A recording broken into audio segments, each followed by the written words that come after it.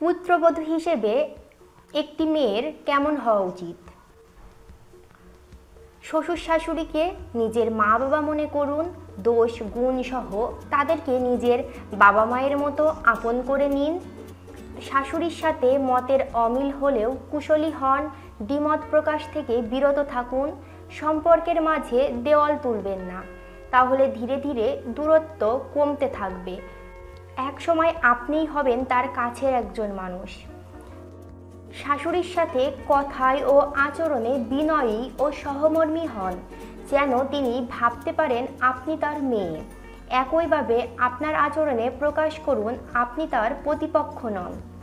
আপনি তার ছেলেকে তার কাছ থেকে ছিনিয়ে নিতে আসেননি, বরং তার হাত শক্ত করতে এসেছেন। শ্বশুর শাশুড়ির সাথে মনে মনে ঝগড়া বা তর্ক করবেন না। নেতিবাচক চিন্তা পারস্পরিক সম্পর্ককে তিক্ত করে তোলে।